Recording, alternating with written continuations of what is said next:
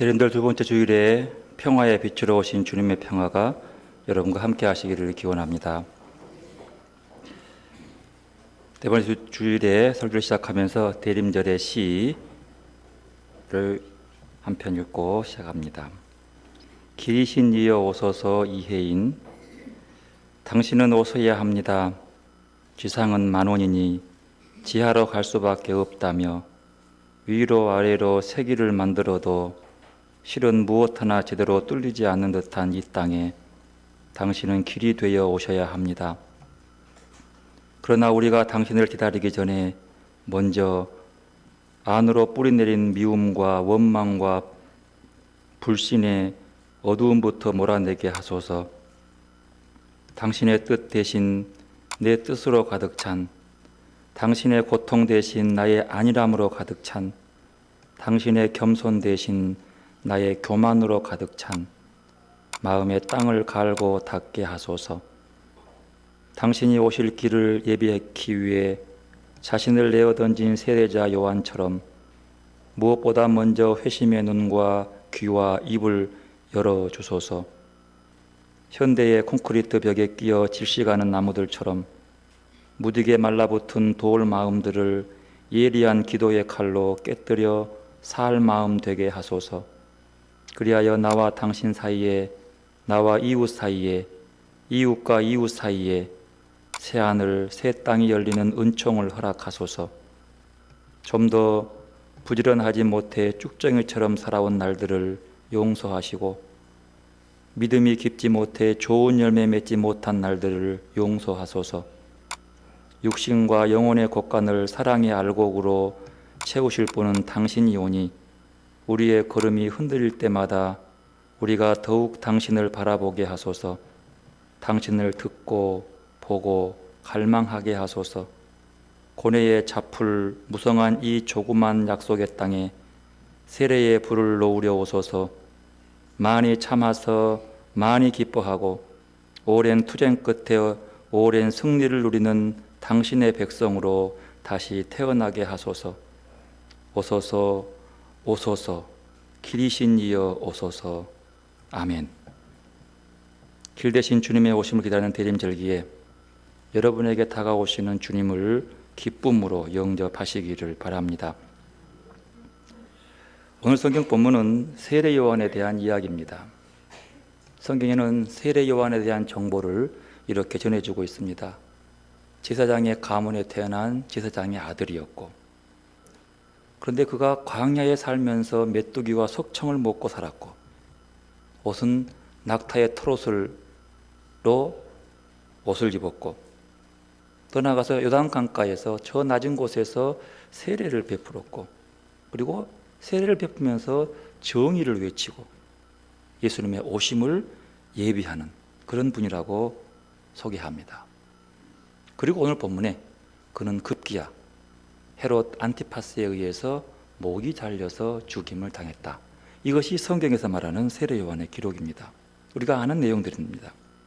그런데 이렇게 세례 요한에 대한 정보는 성경에만 있는 것이 아니라 요세푸스라고 하는 역사서에도 기록됐습니다. 요세푸스라고 하는 사람은 1세기에 유대와 로마에서 활동한 유대인 역사가입니다. 이 사람이 그런 굉장히 신빙성이 있는 글들이에요.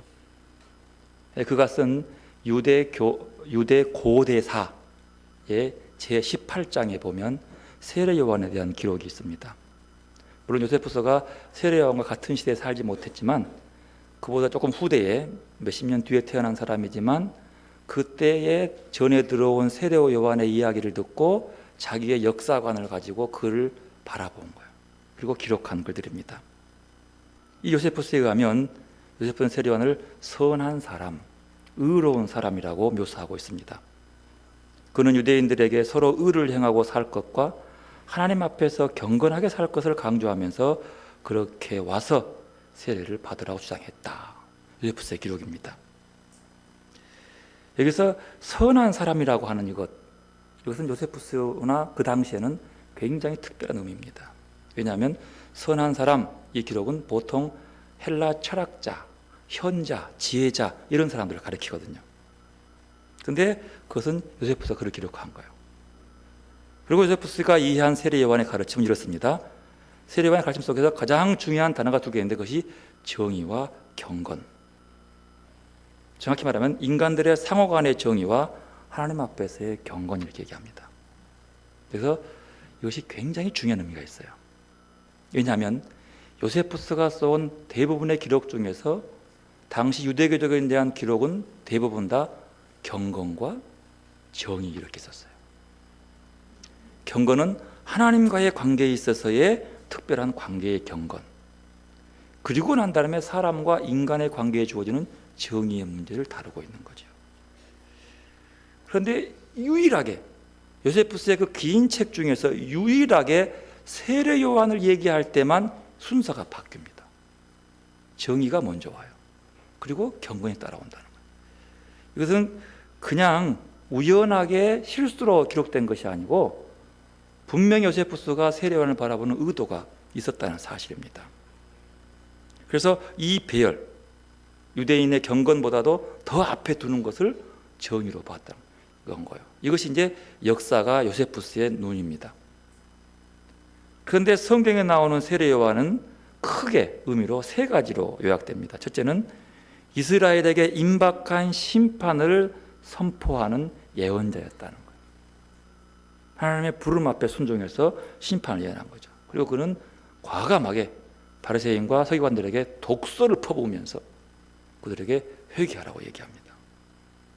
그리고 세례 요한은 성경에 의하면 요단강에서 유대인들에게 그리고 예수님에게까지도 세례를 주는 세례자로 각인됐다.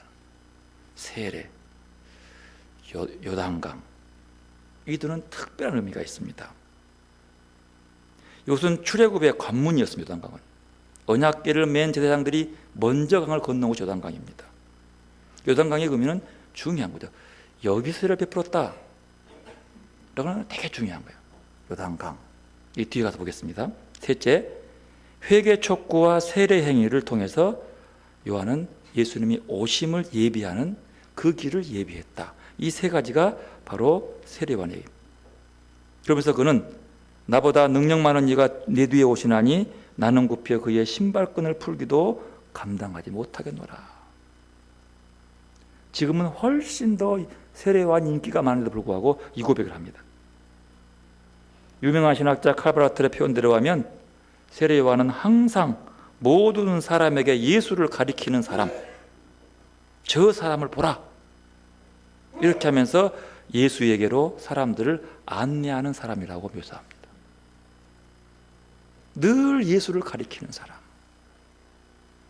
이걸 보면 이게 요한을 보는 성경적 시각과 역사가 요세프 시각은 분명히 다릅니다.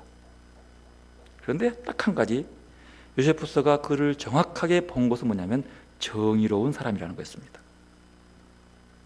세례 요한이 부른 데서부터 할 수 있듯이 그는 요단강에서 세례를 베풀어 왔습니다. 베풀면서 늘 죄사함을 얘기하면서 하는 말이 회개하라, 천국이 가까웠다라고 얘기한 거죠. 그리고 세례를 받으려고 요단강에 나오는 바리새인들과 사두개인들을 향해서 독서를 퍼붓습니다. 독사의 자식들아, 누가 너희를 가르쳐 임박한 진노를 피하라 하더냐? 그러므로 회개에 합당한 열매를 맺으라. 이미 도끼가 나무 뿌리에 놓였으니 좋은 열매를 맺지 아니하는 나무마다 찍혀 불에 던져지리라. 이렇게 세례하면서 외치는 거죠. 회개는 죄를 깨닫고 돌이키는 일입니다. 다시 말해서 바르게 살지 못한 것을 바르게 사는 것으로 바꿔야 한다는 거예요. 정의롭게 살지 못하는 삶을 정의로운 삶으로 바꾼다는 거죠. 그러면서 그는 이 회개를 하나님 나라와 아주 깊게 연관시킵니다. 회개와 하나님 나라 연결되어 있는 거예요. 그러니까 하나님 앞에 서는 데 있어서 회개, 즉 정의의 회복이 가장 시급한 것으로 본 거죠. 이 말을 뒤집어 말하면 당시에 유대 사회는 어떤 사회예요? 정의롭지 못한 사회라고 하는 거예요. 그 바꿔 말할 수 있는 거죠. 그런데 아이러니컬하게도 유대 사회들은 정의와 공의에 기초된 율법, 하나님의 말씀으로 살았던 나라라는 거예요. 여러분 구약 성경에 나오는 율법은요, 그 중심에 있음이 정의와 공의입니다. 이 말씀을 근거로 이 말씀에 순종하며 살다고 믿었던 선민 유대인들이 정의의 문제가 걸려서 이 문제를 놓고 세례요한이 그들을 강하게 신랄하게 비판하는 거예요. 그리고 거기서 돌이키라고, 돌아오라고. 누가복음 3장에 보면 이런 불의에 대한 문제가 얼마나 널리 퍼졌는가를 잘 보여줍니다. 세례요한에 사람들이 와서 묻습니다. 그러면 우리가 무엇을 해야 됩니까? 이 말은요, 우리가 무슨 일을 해야 그것이 정의입니까? 라고 물어보는 거예요. 즉 회개에 합당한 열매를 맺고 싶은데 그러면 그 회개가 뭡니까? 뭘 회개해야 합니까? 이렇게 물어봅니다. 그때 이렇게 말하죠. 옷 2벌이 있는 자는 옷 없는 자에게 1벌을 나누어 주어라. 먹을 것이 있는 자는 먹을 것이 없는 자에게 나누어 주어라. 이 말을 바꾸면 어떻게 해요? 그 당시에는요, 옷 2벌 가진 자가 옷 없는 자에게 안 주었다는 거예요. 먹을 것이 있는 자가 먹을 것 없는 자에게 안 나눠줬다는 사실. 그리고 더 나아가서 하는 말이 세리에게 하는 말입니다. 너희들은 부과된 세금 이외에는 더 걷지 말아라. 그 말은 무슨 말일까요? 세리들이 부과된 것 이외의 세금을 더 많이 부풀려서 착복했다는 거예요. 그 예가 사교에서 나오잖아요.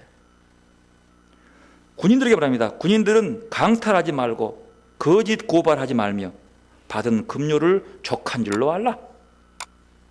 군대의 힘을 가지고 자기 받은 급료 이외에 강압하고 억압해서 뺏었다는 거예요. 그런 사회였다는 거예요. 이걸 보면 정의롭지 못한 행동들이 일반 생활 현장에서 넘쳐나고 있었다는 사실이죠.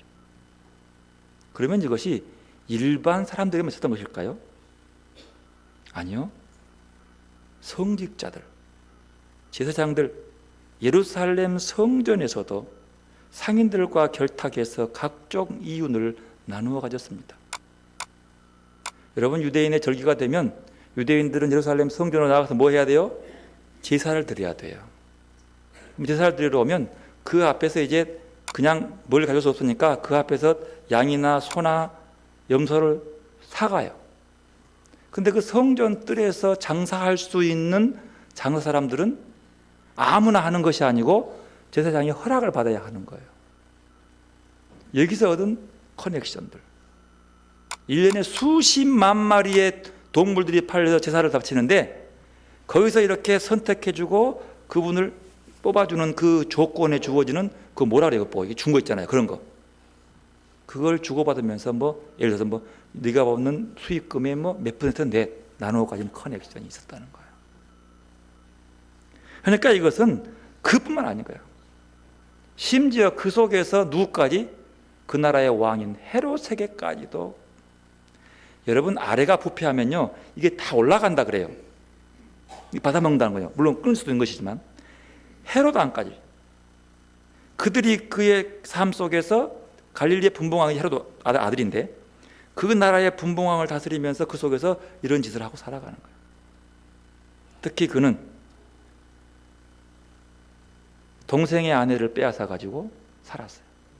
이것을 세례요한이 가만둘 수가 없죠. 나가서 과감하게 외칩니다. 목소리를 외칩니다. 아니, 그것에 대해서 혼자만 얘기한 것이 아니라 사람들이 모인 곳에서 막 외치는 거예요. 인기 많았거든요. 막 몰려와요. 늘 저 왕 저것이 말이야 저렇다고 외치는 거예요. 가만둘 리 있겠습니까? 세례요한은 그렇게 많은 사람들에게 존경을 받았습니다. 영향력이 심각하죠. 그때 그 왕의 정통성의 문제를 걸고 늘어지는 세례요한을 헤롯이 가만둘 리 없죠. 왜? 자기의 자리가 위태롭거든. 왕의 명분이 안 서거든. 가만둘 리 없습니다. 그러면서도 두려워했습니다. 그래서 요한복음 6장 2절에 보면 헤롯이 세례요한을 이렇게 봐요. 의롭고 거룩한 사람이라. 그래 두려웠다는 거예요. 이거 보면은 제대로 본 거예요. 하지만 그는 두려워했습니다. 요세푸스의 기록에 보면 당시의 상황을 이렇게 기록합니다. 요한의 말을 듣고 감동한 사람들이 구름대처럼 요한에게 몰려들자 군중들은 요한이 하는 말을 무엇이나 들을 정도로 요한의 영향력이 커진 것을 본 분봉왕 헤롯은 혹시 요한이 기고만장하여 반역을 일으키나 키지나 않을까 심히 걱정하기에 이르렀고 마침내 요한을 처형하여 후환을 없애는 것이 상책이라고는 생각이 분봉왕 헤롯의 마음에 사로잡혔던 것이다.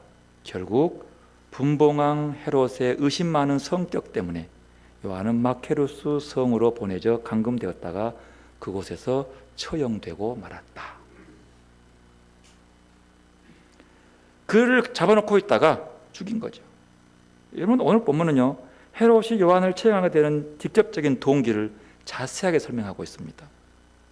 헤롯이 자기 생일에 마케루스라고 하는 그 여름 궁전이죠. 궁전에서 잔치를 베풀었어요. 이 마케루스는 사해 동쪽에 있는 높은 산입니다. 이번에 가서 저는 먼저서 그 산만 바라봤는데 우리 윤수능 집사님은 올라갔다 왔어요. 그 궁전 터를 올라갔다 왔어요. 거기거든요. 거기다가 거기는 굉장히 사람 올기 힘든데요. 그러니까 안전한 요새고 그리고 여름에 시원한 높은 산 꼭대기에 궁전 지어놓고 거기 있는 굴 속에 이름 가둬놓고 이제 잔치를 베푼 거예요. 사람도 못 사는 사막 지방 같은 것이죠. 그곳에서 생일 잔치를 벌이고 있는 거예요.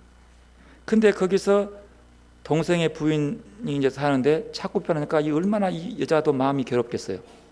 고민하는 중에 그 딸이 춤을 추니까 너무 좋아가지고 술이 얼큰이 취해가지고 하는 말이 내가 네 무슨 말든 다 주겠다. 이 나라 땅에 반이라도 주겠다. 다 약속을 해버린 거예요. 그래서 자기 엄마한테 물어보니까 다른 것 말고 세례요한의 목을 달라 그래라. 그래서 돌아와서 얘기합니다. 목을 달라고. 난감한 일이요. 헤롯은 그를 의로운 사람으로 봤단 말이에요. 그를 죽이면 그 따르는 인기 때문에 군중들의 폭동이 일어날 수 있단 말이에요. 그러지만 술기운이라 할지라도 많은 신하들이 있고 왕이 한번 뱉은 말인데 담을 수가 없는 거예요. 그리고 할 수 없이 그를 죽이고 맙니다. 여러분, 이럴 수 없는 일이죠. 춤을 추어서 약속했다고 한 나라의 왕이 절차도 없이 과정도 없이 그저 술기운에 한 그 얘기 때문에 기분 좋아서 하는 예 때문에 그 목을 자른다. 그럴 수 있습니까? 그리고 그런 불의한 죽음 앞에 모두가 다 잠잠하며 아무 말 하지 않는다는 것 또한 심각한 문제이지 않습니까? 그 모인 사람들 다 높은 사람들일 텐데 어느 누구도 그 불의한 죽음 앞에 아무도 말하지 않습니다. 힘이 정의였습니다. 권력이 의였습니다. 그 힘으로 어떤 행위를 하더라도 그것은 정의인 겁니다. 그들은 입을 다문 거예요. 이럴 수 있냐는 거예요. 요세푸스의 말처럼 지극히 사적인 일을 헤롯은 정치적인 사건으로 둔갑시켜서 체제를 위협하는 인물로 취급해서 죽여버린 거예요. 그리고 그 일을 그 당시 지도자들은 모두가 다 당연한 것으로 여기는 거지요. 정의로운 인물을 부정의가 죽여버리고 만 것. 권력을 잡은 자만이 정의라는 것. 수단과 방법을 가리지 않고 권력만 잡으면 그것이 정의로 믿는 것. 거기에 순응하며 아부하는 시대. 이 시대 속에서 세례요한은 회개하라고 외칩니다. 여러분, 세례요한에 얽힌 긴 이야기를 하면서 한 가지 떠오르는 생각이 있습니다. 이스라엘 역사 속에서 구약의 예언자 중에 마지막 예언자가 누굽니까? 누가 그래요? 세례요한이라고 그래요. 꼭 나오잖아요. 세례요한이 마지막 예언자예요. 그러면 마지막이라 그러면 새로운 도래가 와요. 왜 그가 마지막입니까? 새로운 시대 문제가요? 예수님이 오기 때문에 그러는 거고요. 예수님이 첫 새로운 시대의 세준이라고. 그러면 지금 이 시대는 구약의 마지막 예언자의 세례요한이 함께 살아있었고 그게 끝나고 새로운 시대에 그리스도가 등장하는 예수님이 함께 산 시대였습니다. 그러죠? 이건 대단한 시대예요. 근데 보십시다. 이 당시에 마지막 예언자가 외친 말이 뭐예요? 회개하라 천국이 가까웠느니라. 예수님이 세례 요한에게 세례를 받으시고 외치는 첫 마디가 뭐였습니까? 회개하라 천국이 가까웠느니라. 구시대의 마지막 새시대의 출발이 동일한 얘기를 하고 있습니다. 그 시대에 정의가 없는 거예요. 그 시대에 하나님 나라에 싹수가 없는 거예요. 이건 대단히 중요한 의미의 말씀입니다. 대단한 것이죠. 어떻게 이럴 수가 있는 거예요? 그들을 회개케 하는 거죠. 여러분이 마케르스가 한 것이 거기에 있는 이유가 뭐냐면 세례 요한이 그 마케르스 근방 사해하고 여리고 근방 그 요단강에 세례를 주었어요. 요단강에 세례를 준다는 것은 대단한 중요한 의미입니다. 요단강. 여러분 우리 찬송 중에서 요단강 건너가 만나리. 요단강 건너가 뭘까요? 영원한 천국이에요. 이스라엘 백성이 어디로 갔어요? 요단강을 건너서 하나님 주신 약속 땅에 간 거예요. 그런데 이 건너 강, 이게 강의 의미 중요한 거죠. 세례 요한이 요단강에 세례를 준 거예요. 무슨 말이에요? 이곳에서 죄를 씻고 저 땅, 가나안 땅, 하나님의 주신 그 땅에 살기 위해서는 여기서 뭐요? 깨끗하게 하고 그 나라에서 살 만한 정결함을 가지고 들어가야 한다는 사실이에요. 그래 그곳에 세례를 준 거예요. 하나님이 약속한 땅에 하나님 나라의 백성으로 살려면 그래서 요단강에 세례를 받게 하는 거예요. 건너가는 거예요. 이스라엘 백성이요 광야 기간을 돌면서 어디 건너갔어요? 요단강을 건너간 거예요. 이건 같은 의미인 거죠. 그래야 주님이 약속한 그 땅에서 할 수 있는 사실이에요. 그렇게 회개하라고 얘기했지만 그들은 그 말을 귀뚱 듣습니다. 오히려 거북스럽게 여기고 그 외치는 그 둘 마지막 선지자와 새 시대의 예수를 함께 불의가 정의를 죽여버린 거예요. 그러면서 부정의가 정의로, 힘이 정의로 바꿔버린 시대였습니다. 그런데요, 그들의 그 속에서 오래 가지 않습니다. 주 70년 로마의 티투스 장군이 이스라엘을 점령하는데 3년 동안 전쟁 속에서 그들을 다 멸망시켜버립니다. 쓸어버립니다. 미국 하버드 대학교 소장하고 있는 요세푸스의 유대인의 전쟁이라는 글에서 처참한 그 당시 예루살렘의 멸망의 모습을 이렇게 묘사하고 있습니다. 한편 유대인들은 모든 출구가 막혀 성 밖으로 도망칠 수 있는 모든 희망은 사라져 버렸다. 기근이 점점 더 심해져 가족과 식구들이 죽어갔다. 옥상에는 못 먹어서 완전히 탈진한 여자와 갓난 아이들로 북적거렸고 길에는 노인들의 시체가 질비했다. 마리아라는 여인이 있었다. 그녀는 너무 못 먹어서 자신의 아들을 잡아먹고는 남은 부분을 숨겨두었다. 강도들이 구수한 냄새를 맡고는 음식을 달라고 협박했다. 나중에 사람 고기라는 것을 알고는 강도들은 기겁을 하고는 그 집을 도망쳐 나왔다. 도시의 강도들은 칼이 잘 뜨나 시험하기 위해 죽은 시체나 숨어 붙어있는 사람에게 찔러보았으며 살려달라고 예언하는 자들을 비웃었다. 그리고 같은 동족인 강도에게 죽은 자가 더 많을 정도였다. 성안 주민들이 그 말을 삼키고 탈출한다는 소문이 퍼지자 로마군과 강도들은 금을 얻기 위해 산 사람의 배를 갈라서 그 말을 끄집어냈다. 어떤 때는 하루에 2,000명이 고통스러운 죽음을 당했다. 로마군의 반란 중 죽어서 갇힌 성에서 탈출을 못하고 성 밖으로 운반된 시체가 11만 5,880명. 특히 힘없는 하층민은 죽어서 성 밖으로 던져졌는데 무려 60만 명이었다. 포로를 구분하여 노예로 분류하는 하루 동안에 11,000명이 배고파 죽기도 했다. 로마군이 전투에서 포로로 잡은 자는 9만 7천 명이었다. 도시 주민 전체의 총 사망자 수는 무려 110만 명이었다. 정말 무서운 일이 아닙니까? 위대한 인물 둘이 나와서 그렇게 정의를 말하고 그렇게 회개하라고 외쳤지만 그들은 오히려 정의를 살려고 하는 사람을 죽이고 그 이후에 살다가 이런 비참한 결과를 맞게 된다는 사실입니다. 하나님 나라의 임함을 임하지 아니하면 하나님은 그들이 하나님 나라가 임하게 하기 위해서 그렇게 할 수 없이 놔둬버리는 거예요.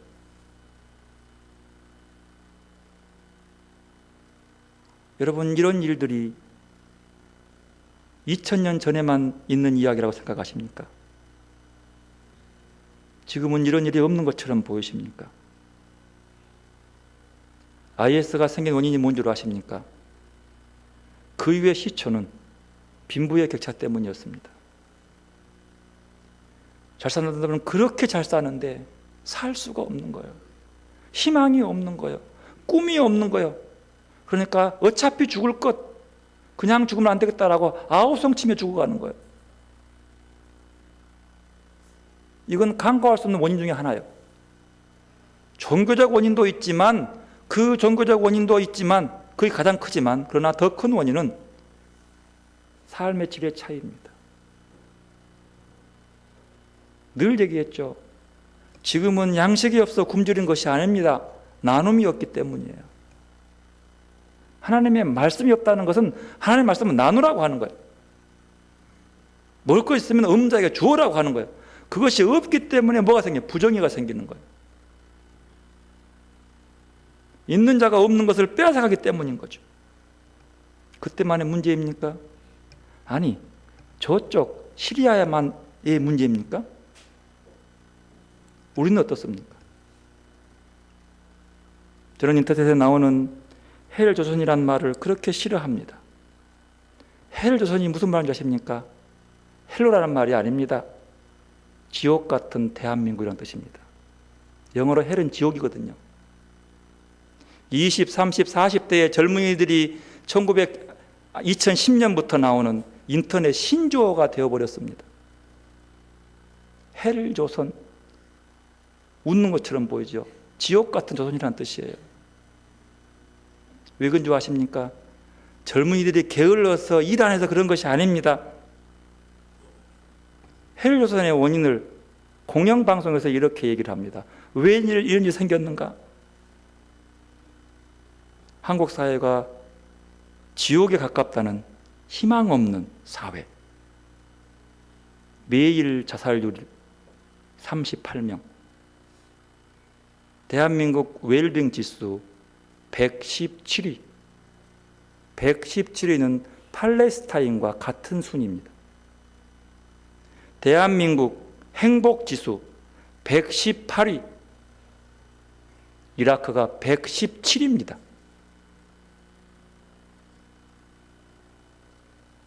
사법 피해자가 세계 최다 대한민국.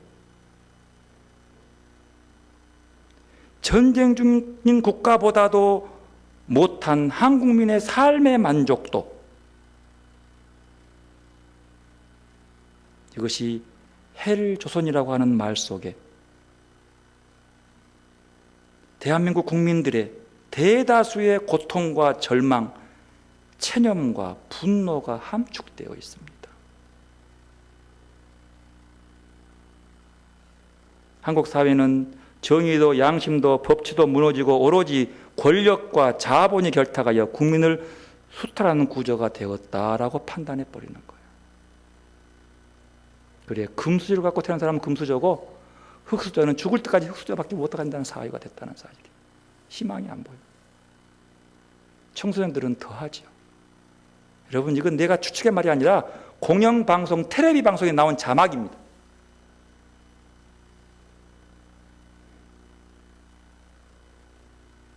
대한민국에 희망 없음이 어떻게 헬조선이라는 거예요.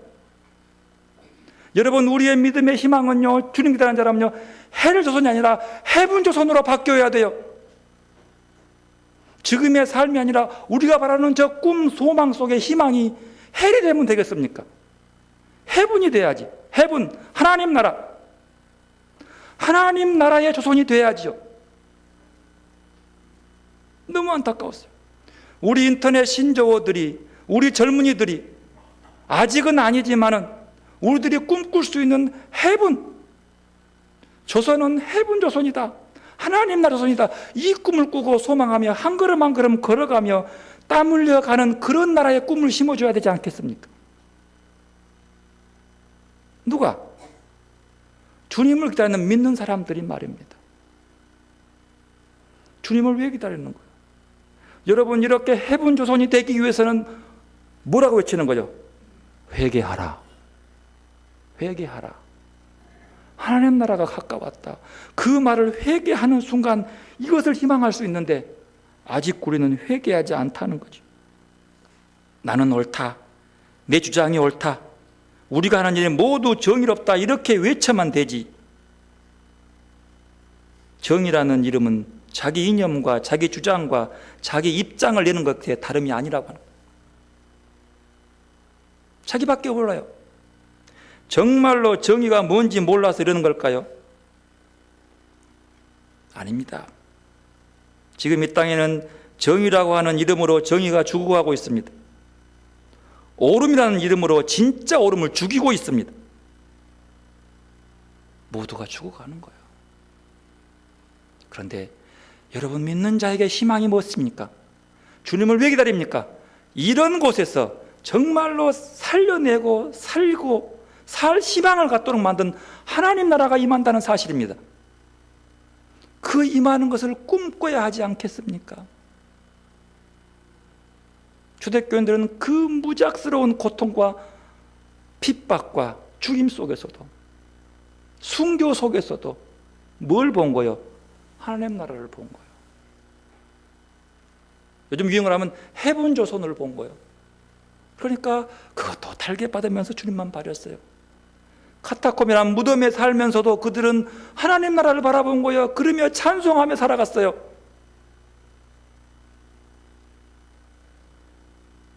이철년을 사는 지금 우리는 어떻게 해야 한단 말입니까? 세례 요한과 주님이 외치는 외침에 귀를 기울여야 합니다. 회개하라, 회개하라. 그래야 하나님 나라가 임한다. 하나님 나라는 강압적으로 오지 않습니다. 회개해야 합니다. 이스라엘이 그렇게 쓰러져 버리고 다 죽어버리고 멸망당해도, 그런 비참한 현상이 일어나도 회개하지 않으면 돌아오지 않습니다. 회개해야 하는 거예요. 그래서 오죽하면 이스라엘이 다 망해버리고 포로로 잡혀가서 노예로 살다 보니까 그때서 회개하는 거예요. 그러니까 또 희망을 주면서 살게 만드시는 것이 하나님입니다. 사랑하시거든요, 우리를. 이 나라에 지금 사는 것이 중요하지 않습니다.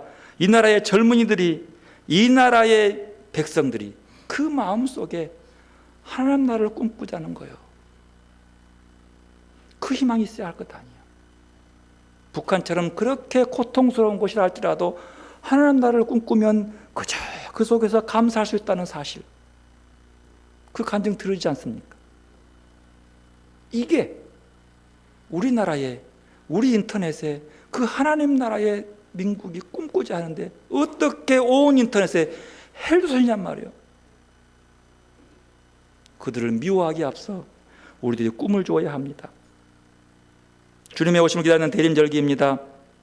이스라엘 민족이 그러했듯 오늘 우리에게 가장 필요한 것은 우리를 다시 하나님께로 돌아오게 하는 회개 운동입니다. 너도 나도 정가의 포도처럼 휘둘려온 이 정의 타령을 내려놓고 내 안에 나를 돌아봐야 합니다. 정의와 별 상관없는 나, 진리에 별 상관없는 나, 진리와 정의의 외침 뒤에 숨어있는 철저히 계산적이고 자기이익적인 나, 이것을 직시하고 이것을 돌아보고 이것을 회개하면서 다시 시작해야 합니다. 그리고 하나님을 주목해야 합니다. 나를 살리고 이 민족을 살리고 이 땅에 하나님 나라를 실현하기 위해서 자기 아들을 죽이기까지 이 땅에 내려오신 그 하나님, 우리를 섬기기 위해서 스스로 한없이 낮아진 그 하나님, 그분을 생각하면 회개가 무엇인지 분명해지지 않습니까? 그 회개가 주님을 기다리는 우리에게 우리 자세가 되고 회개가 되고 우리 민족이 살아남는 길입니다. 주님을 기다리는 이날에 우리 모두 공의의 왕으로 오시는 주님을 바라보시기를 바랍니다. 이 민족이 바라보고 추구해야 할 것은 해분 조선입니다. 하나님 나라의 대한민국을 꿈꿔야 돼요. 하나님은 우리를 통해서 하나님의 나라가 하늘에서와 같이 이 땅에서 이루어지기를 소원합니다. 여러분, 이 뜻이 이루어질 수 있도록 하나님의 도구가 되시기를 바랍니다. 하나님은 우리의 삶을 통해서 하나님의 이름이 거룩히 여김을 받기를 원하십니다. 그리고 이 나라를 그 꿈으로 바꿀 수 있는 도구로 사용하는 길을 원하십니다. 여러분, 그렇게 하기 위해서 회개하라, 하나님의 나라가 가까웠느니라는 세례 요한과 주님의 음성을 깊이 들으는 여러분들이 되시기를 바랍니다. 기도하겠습니다. 하나님, 정말로 희망 없고 무너질 수밖에 없는 세상의 가치 속에서 하나님 나라를 사모하며 회개하는 마음으로 주님을 기다리게 하시오니 참으로 감사합니다. 이 땅의 삶이 정의롭지 못하지만 이 삶 속에서 내가 믿는 자로서 천국을 바라보며 하나님을 소망하며 주님을 바라보며 정의로운 삶을 살게 하여 주시옵소서. 세례 요한과 주님의 음성을 깊이 듣게 하시고 우리의 삶의 주변마다 아름답게 하나님 나라를 꾸며가는 우리의 삶이 될 수 있도록 우리를 지키시고 인도하여 주옵소서. 주의 사랑 안에 주의 큰 권세 안에 머무는 우리가 되게 하여 주옵소서. 예수님의 이름으로 기도드리옵나이다. 아멘.